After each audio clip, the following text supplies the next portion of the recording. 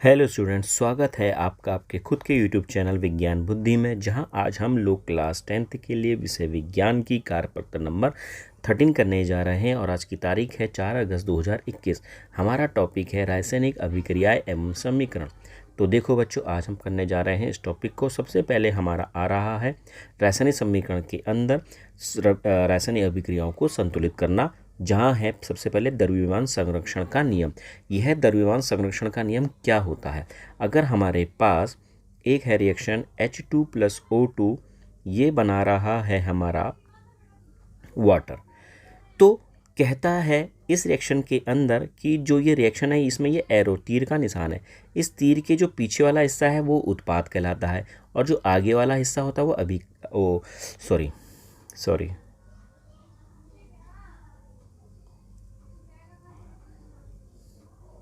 हाँ, तो हम पढ़ने जा रहे हैं यहाँ पर आज अपना टॉपिक द्रव्यमान संरक्षण का नियम। इसके लिए हमें एक केमिकल रिएक्शन लिखनी पड़ेगी ताकि आपको समझाया जाए कि द्रव्यमान संरक्षण क्या होता है। यह है एक हमारी रिएक्शन, जहाँ ये एरो के पीछे तो होता है अभिकारक, जिसको हम रिएक्टेंट बोलते हैं। एरो के सामने वाला जो हिस्सा होता है उसे हम बोलते हैं उत्पाद या प्रोडक्ट बोला जाता है। और हमको इसमें यह बताना होता है कि किसी भी रासायनिक अभिक्रिया में ना तो द्रव्यमान का निर्माण होता है, ना ही द्रव्यमान का विनाश होता है। मतलब अभिकारक में जितने हाइड्रोजन, जितने रिएक्टेंट्स हैं, जितने हाइड्रोजन, जितने ऑक्सीजन, उतने ही कहाँ होने चाहिए?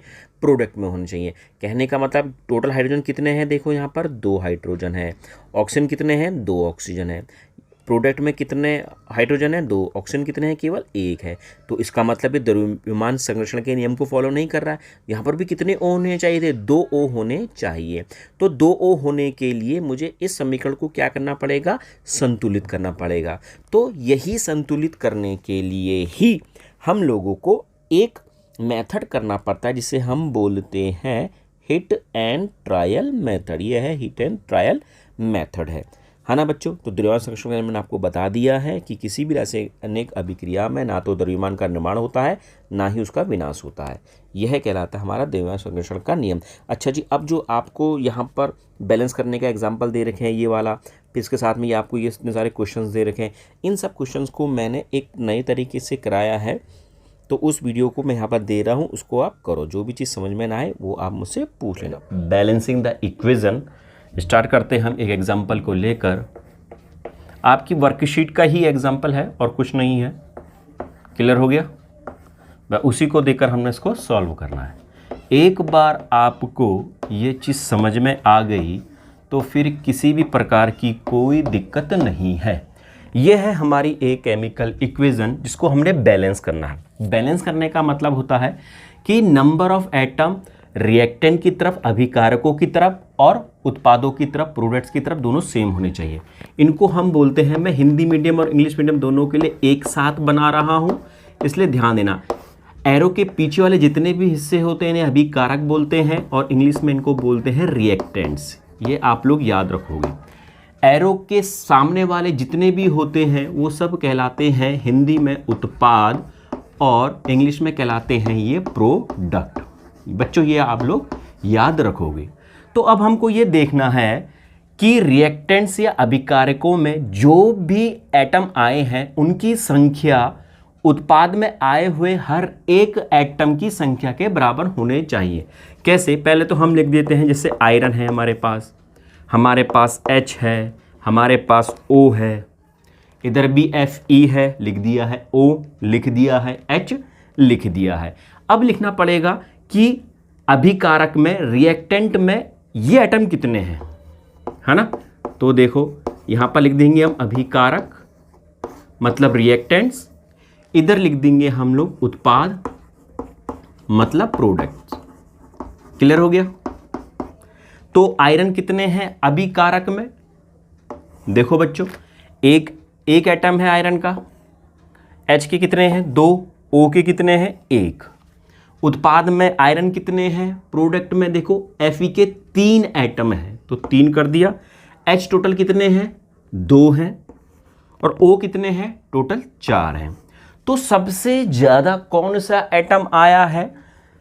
भैया ये 1 3 आया है, ये 2 2 आया है, ये 1 और 4 आया है, तो ऑक्सीजन वाला सबसे ज़्यादा बार आया है। तो सबसे पहले मुझे ऑक्सीजन को ही बैलेंस करना पड़ेगा, संतुलित करना पड़ेगा। ये आप लोग याद रखोगे। क्लियर हो गया?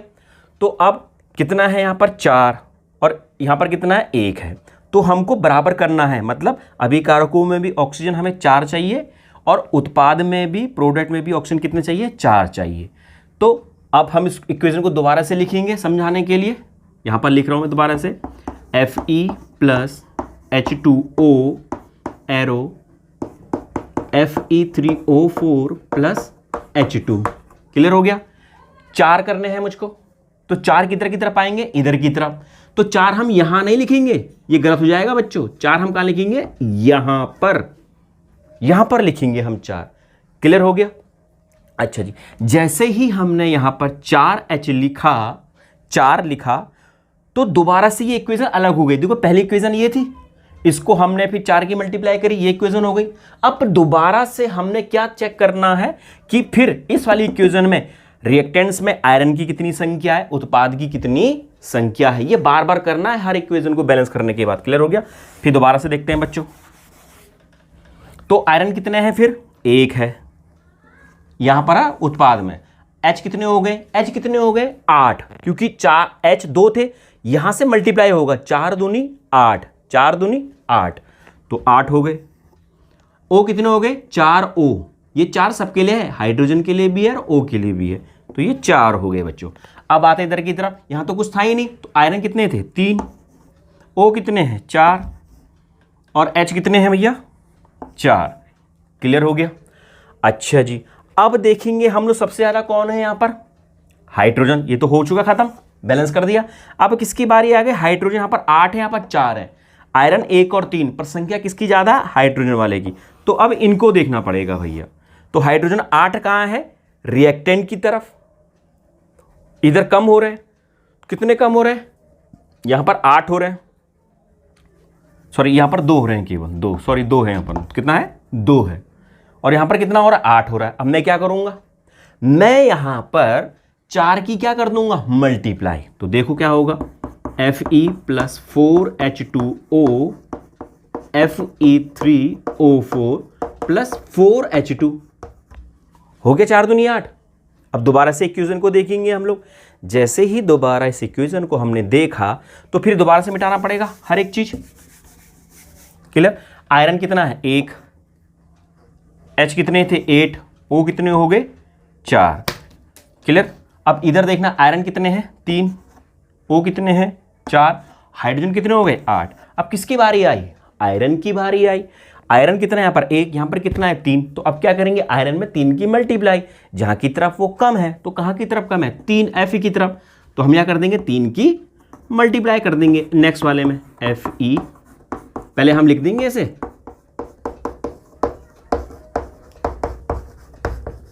इधर क्या कर देंगे? 3 कर देंगे, बस हो गया बैलेंस हमारा।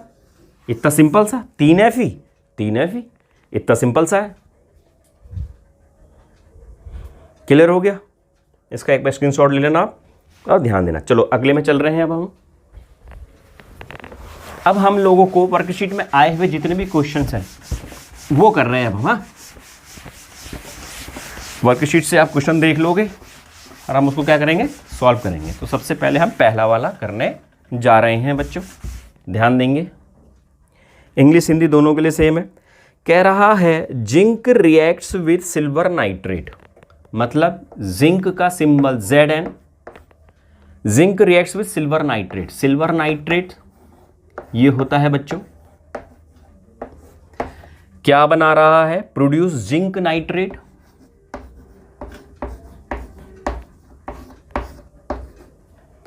और सिल्वर। क्लियर हो गया? अब देखो बच्चों, सबसे पहले तो हमने फिर क्या लिख देना है यहां पर? हर एक एटम का नाम, जिंक, सिल्वर, नाइट्रोजन और ऑक्सीजन। क्लियर हो गया? अब यहां पर किसके नाम लिख देंगे हम? रिएक्टेंट के नाम। रिएक्टेंट अभी बताया था ना, कौन? हिंदी में अभिकारक। इधर क्या लिख देंगे हम? प्रोडक्ट के नंबर। प्रोडक्ट मतलब हमारा उत्पाद। और अभी बता दिया है मैंने कि एरो के पीछे वाले रिएक्टेंट है, एरो के बाद वाले प्रोडक्ट है। अच्छा जी, अब देखो जिंक यहाँ कितने बार आया है, एक एटम आया है ना।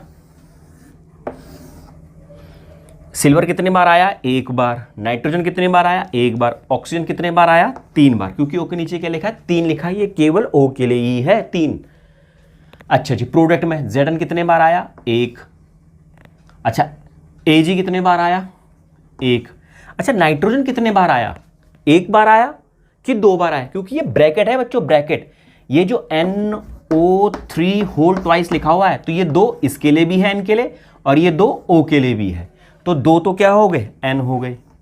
O कितने हो गए, 3 तो पहले से थे, 2 और, तो 3 दूनी 6। ये मल्टीप्लाई होता है हमेशा, प्लस नहीं करना। 3 और 2 5 नहीं करना है हमने, ये हमेशा मल्टीप्लाई होंगे, जहां पर भी होगा मल्टीप्लाई होगा। ये 3 दूनी 6, तो ऑक्सीजन कितने आ गए बच्चों, 6 आ गए। क्लियर हो गया। इसको मैं फिर मिटा रहा हूं यहां से जरा सा।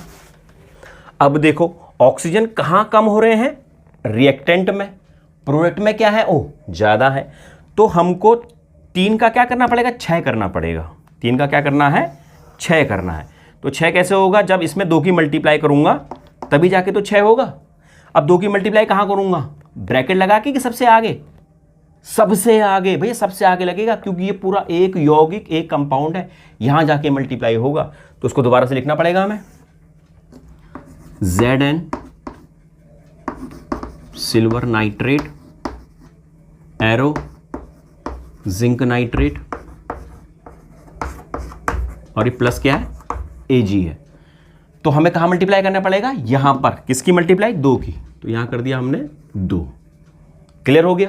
जैसे ही हमने यहां पर 2 लिखा, तो अब हमको ये दोबारा से करना पड़ेगा कि जिंक कितने आए, सिल्वर कितने आए, ये कितने आए। क्लियर हो गया। फिर दोबारा से देखना है हमें इक्वेशन को, तो अब हमें क्या करना पड़ेगा, दोबारा से मिटाना पड़ेगा।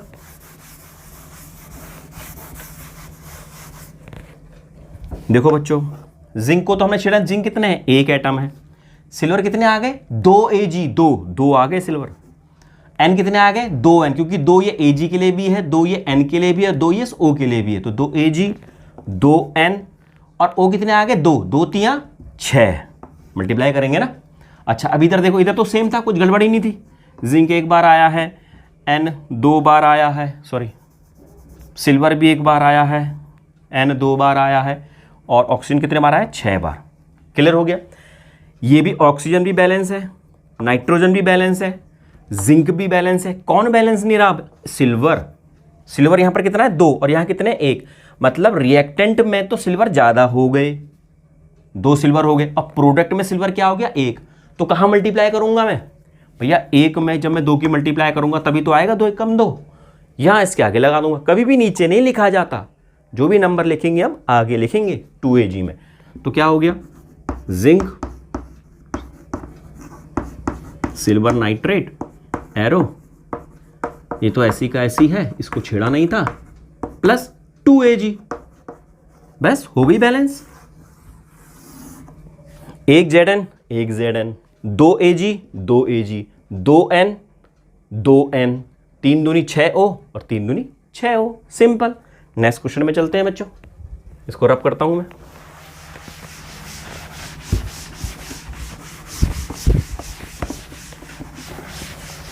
बहुत सिंपल है, कुछ नहीं है इसमें। तीसरा क्वेश्चन देखो बच्चों, potassium iodide, potassium iodide reaction कर रहा है लेड नाइट्रेट से। लेड Pb होता है, लेड नाइट्रेट, और क्या बनना आ रहा है आपका, potassium nitrate plus lead iodide, ये बना रहा है बच्चों। क्लियर हो गया।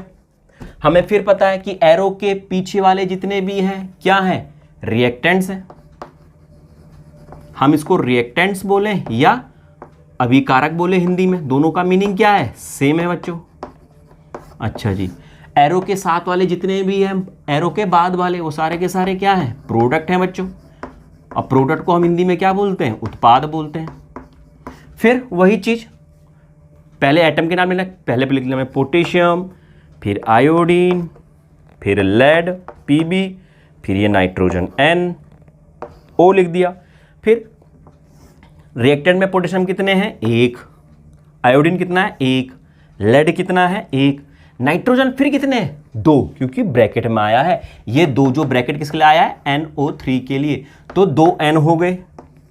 O कितने हो गए 2 O के लिए ना, पर ये 3 दूनी क्या हो जाएगा 6 हो जाएगा, 3 + 2 5 नहीं होगा, 3 दूनी 6 होगा। क्लियर हो गया। इधर आ जाओ, पोटेशियम कितना 1, आयोडाइड कितने 2 आयोडीन है देखो। लेड कितने 1, क्योंकि ये I के लिए आया था 2 केवल, ब्रैकेट नहीं है यहां पर, ये केवल 2 I के लिए है। लेड कितने हैं 1। नाइट्रोजन कितने हैं भैया 1, देखो यहां पर तो होल ट्वाइस था ना, इधर नहीं है, इधर ब्रैकेट नहीं है, तो नाइट्रोजन 1 है। और ऑक्सीजन कितने हैं 3। फिर सबसे ज्यादा गड़बड़ किस में हो रही है, सबसे ज्यादा गड़बड़ संख्या सबसे ज्यादा किस में बड़ी है O में, जो सबसे बड़ा होगा ना सबसे पहले उसको देखना होता है। अभिकारक रिएक्टेंट में O ज्यादा है, प्रोडक्ट में कितना है कम है, क्या करूंगा मल्टीप्लाई बाई 2, तभी तो 3 दूनी 6 होगा, तो प्रोडक्ट में मल्टीप्लाई करना है, दोबारा से लिखना पड़ेगा। Potassium iodide, lead nitrate, potassium nitrite, किस में करना है O में करना है ना, तो मल्टीप्लाई किस में होगी O वाले में, हाँ O वाले में, क्योंकि O वाला ये है बच्चों। तो पहले तो मैं इसको सेटिंग से लिख दूं KNO3 प्लस लेड आयोडाइड।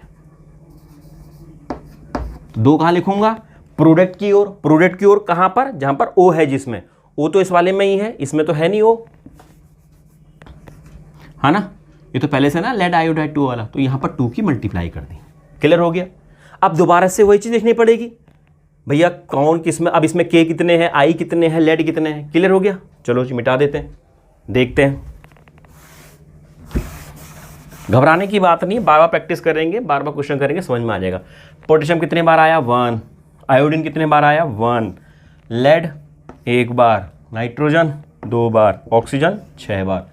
इधर K कितने बार आ गया 2 बार, N कितने आया, सॉरी इसके हिसाब से लेंगे ना, I कितना है 2 है, PB कितना है 1 है, N कितना है भैया 2, O कितने हो गए 3 दूनी 6, OB बैलेंस है 6 दोनों तरफ, इधर भी उधर भी, NB बैलेंस है 2, लेड भी बैलेंस है 1, गड़बड़ किस में आ रही है आयोडीन और पोटेशियम में 2 की, दोनों की संख्या बराबर है, तो किसी एक को भी करो। लेड को देख लेते हैं, इधर 2 की मल्टीप्लाई करनी पड़ेगी, पहले एक ही को करना है, एक साथ नहीं करना, पहले इसको करो। क्लियर हो गया। तो पोटेशियम 2 भी कहां की ओर मल्टीप्लाई करना है, रिएक्टेंट की तरफ मल्टीप्लाई करना है, तो पहले तो उतार लेंगे हम इसे, KI PbNO3 2 KNO3 plus PbI2, 2 कहां मल्टीप्लाई करना है रिएक्टेंट की ओर, वो भी कहां जहां K है, K कहां पर है यहां पर, यहां है। हो गया। अच्छा जी, अब दोबारा से इसे बैलेंस करके देखेंगे, यहां पर लिखना पड़ेगा, दोबारा क्या करना पड़ेगा लिखना पड़ेगा। तो देखो K कितने हैं 2, I कितने हो गए, क्योंकि ये जो 2 है वो K के साथ साथ ये 2 I के लिए भी है, तो I भी कितना हो गया 2, लेड तो वो चल रहा था भैया 1, नाइट्रोजन 2 चल रहा था, ये 6 चल रहा था, ये 6 चल रहा था, ये 2 चल रहा था, और ये वही चले थे 2 और 1, बस हो गया। इतना सिंपल सा बच्चों। आगे बढ़ते हैं, मिटा रहा हूँ, स्क्रीनशॉट ले लेना इसका। बस बार बार देखना है, जितने बार इक्वेशन बनेगी उतने बार आपको उत्पाद और अभिकारक मतलब रिएक्टेंट और प्रोडक्ट में आए हुए हर एक एटम्स के नंबर लिखने पड़ेंगे, और जो सबसे बड़ा होगा पहले उसको चेक करना है आपने, पहले उसको सही करना है। चलो जी,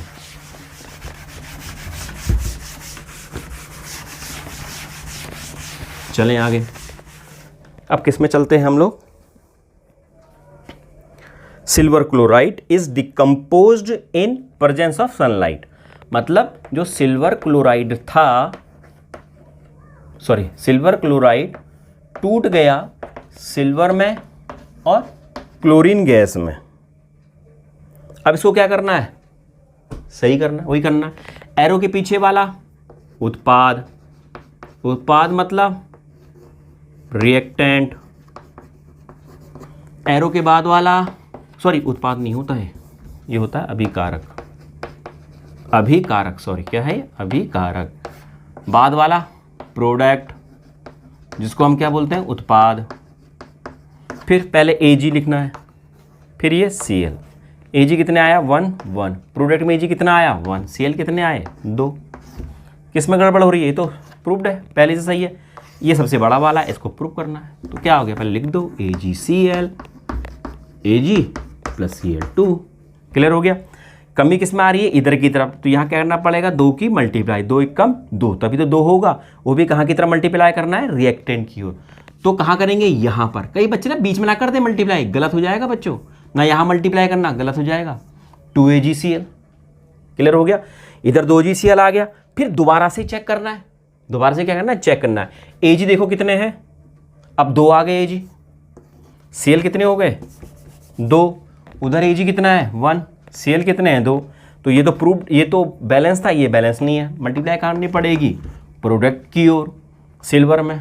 तो क्या करेंगे हम, AgCl AgCl2, कहाँ की ओर मल्टीप्लाई करनी है, प्रोडक्ट वाले Ag में।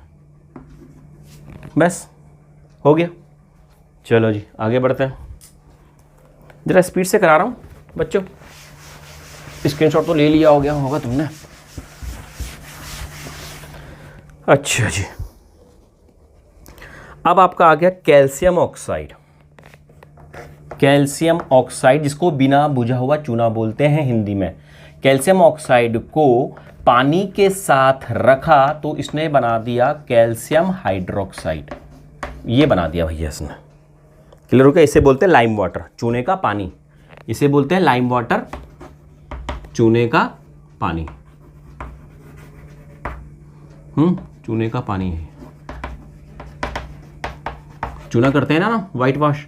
ये कैल्शियम ऑक्साइड होता है बिना बुझा हुआ चूना, बिना बुझा चूना, क्योंकि इसमें पानी नहीं डाला ना अभी। जैसे चूना में पानी डालेंगे तो ये चूने वाला पानी हो जाएगा। अच्छा जी, अब देखो फिर वही, कैल्शियम कितने हैं 1, O कितना है 1, क्योंकि यहाँ पर रिएक्टेंट लिखा जाएगा, R लिख रहा हूँ केवल। अच्छा H कितने, अच्छा अभी रुक जाओ बच्चों, अब यहाँ पर जरा ध्यान देना बच्चों। ये रिएक्टेंट है, ये प्रोडक्ट है। कैल्शियम कितने आए हैं रिएक्टेंट में टोटल 1 बार। O कितना आया है, देखो O यहाँ पर 1, इधर 1, टोटल कितने आ गए 2 आ गए, क्योंकि अब इधर दोनों जगह देखना, अभी तक तो ऐसा कोई केस आया नहीं था। अब इसमें भी 1 O है, इसमें भी 1 O है, टोटल हो गए 2 O। फिर H कितने हैं भैया 2 आ गए। अब इस O को दोबारा तो लिखना है नहीं, क्योंकि यहाँ पर तो आ चुका।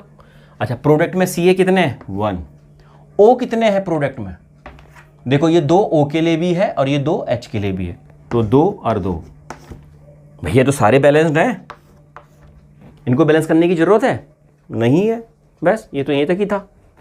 क्लियर हो गया। अच्छा जी, तो ये तो पहले से ऑलरेडी बैलेंस्ड है।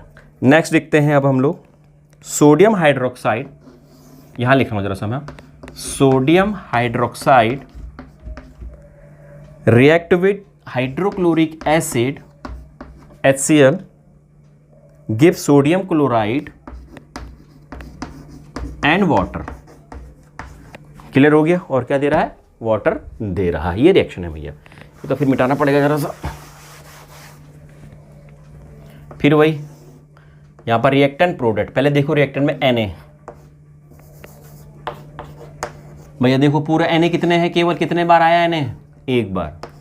O कितने बार आया है 1 बार। H कितने बार आया है, 1 इधर 1 इधर, कितने बार आ गया H 2 बार। Cl कितना आया है 1 बार। क्लियर। अब आ जाएंगे हम प्रोडक्ट की ओर। Na कितने आया है पूरे उसमें 1 बार। O कितना आया है 1 बार। H कितना आया है 2 बार। Cl कितना आया है 1 बार। देखो बैलेंस है, Cl 1 1, H 2 2, O 1 1, Na 1 1, already balanced है। बस ये तो ऑलरेडी बैलेंस था भैया। अच्छा जी, दूसरा देखते हैं। कह रहा है HCl एसिड में कॉपर पाउडर मिला दिया तो क्या बन गया, सॉरी कॉपर ऑक्साइड मिला दिया, कॉपर ऑक्साइड मिला दिया तो आपको मिला है कॉपर क्लोराइड प्लस पानी, प्लस क्या मिल गया आपको, पानी। फिर भैया पहले तो उसको मिटा दें यहाँ से हम लोग। तो बच्चों अब इसको सॉल्व करते हैं कि हाइड्रोक्लोरिक एसिड कॉपर ऑक्साइड के साथ रिएक्शन कर रहा है, कॉपर क्लोराइड और पानी बना रहा है। तो वही H कितने बार आया है रिएक्टेंट में, एक बार। Cl कितने बार आया है रिएक्टेंट में, एक बार। Cu कितने बार आया है, एक बार। O कितने बार आया है, एक बार। यहाँ Cu कितने बार आया, एक बार। Cl कितने बार आया, दो बार। H कितने बार आया, दो बार। O कितने बार आया, एक बार। तो हमने देखा O भी बैलेंस्ड है, Cu भी बैलेंस्ड है, कौन नहीं है बैलेंस्ड, H और Cl। तो पहले हम Cl को देख लेते हैं, किसी भी एक को देख लो, H को देख लो या Cl को देख लो, क्योंकि दोनों की संख्या बराबर है, कोई भी ज़्यादा नहीं है, सब बराबर है। तो हमें क्या करना पड़ेगा, Cl को देख लेते हैं। तो 1 इंटू क्या करेंगे, 2 रेक्टेंट की तरफ, 2 की मल्टीप्लाई करनी पड़ेगी। तो देखते हैं HCl CuO CuCl2 और H2O। कहाँ मल्टीप्लाई करना है, Cl की तरफ रिएक्टेंट में 2, तो यहाँ मल्टीप्लाई होगी। क्लियर हो गया। अब फिर इसको दोबारा से चेक करना है कितने हैं। H कितने बार आ गए, 2 बार। Cl कितने बार आ गए, 2 बार। Cu एक बार था, O एक बार था। इधर तो कुछ छेड़ा ही नहीं हमने, देखो अब आ गए सबके सब बैलेंस्ड, बस इक्वेशन हो गई बैलेंस्ड। अब आया नेक्स्ट क्वेश्चन। नेक्स्ट क्वेश्चन है आपका, लास्ट है अब आपका, बेरियम क्लोराइड और सोडियम सल्फेट की रिएक्शन हो रही है। ये भी करा ही देते हैं बच्चों ना, मैं सोच रहा था आप पर छोड़ दूँ, पर करा ही देते हैं, चिंता ना करो।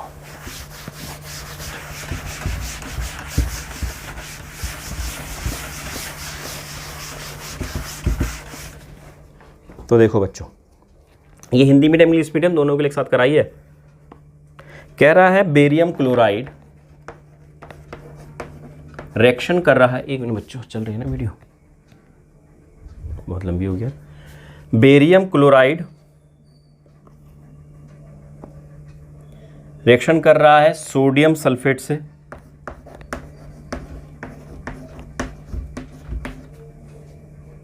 और दे रहा है आपको barium sulphate plus sodium chloride, ये दे रहा है भैया। वही भैया पहले रिएक्टेंट, फिर यहाँ पर प्रोडक्ट। रिएक्टेंट ये सब है, प्रोडक्ट ये सब है। तो पहले बेरियम देख लेंगे, Ba एक बार आया है, क्लोरीन कितने बार आया है, 2 बार आया है। Na सोडियम कितने बार आया है, 2 बार। S कितने बार आया है, सल्फर एक बार। O कितने बार आया है, 4 बार। क्लियर। उधर बेरियम कितने बार आया, एक बार। सल्फर कितने बार आया, एक बार। O कितने बार आया, 4 बार। Na कितने बार आया, एक बार। Cl कितने बार आया, एक बार। तो ये बैलेंस्ड है, O बैलेंस्ड है, सल्फर बैलेंस्ड है। क्या बैलेंस नहीं है, सोडियम और क्लोरीन। इन दोनों में से किसी एक को देख लो, किसी भी एक को। हमने क्लोरीन देख लिया या सोडियम देख लो, तो कहाँ की तरफ कम है, प्रोडक्ट की तरफ। तो मल्टीप्लाई क्या करना पड़ेगा, 2। कहाँ की तरफ, प्रोडक्ट की तरफ, वो भी Na जहाँ पर होगा। दोबारा से लिखनी पड़ेगी equation, BaCl2 sodium sulphate barium sulphate और आपका NaCl। कहाँ की ओर मल्टीप्लाई करना था, प्रोडक्ट की ओर, वो भी Na के आगे। तो यहाँ पर जैसे ही हमने किया तो Na कितने आ गए, Na कितने आ गए, 2 आ गए। Cl भी कितने आ गए, 2 आ गए। अभी भी क्या हो गई, बैलेंस्ड हो गई। इतने में ही क्या हो गई, बैलेंस्ड हो गई। तो बच्चों अगर कोई प्रॉब्लम हो, कुछ समझ में ना आया हो,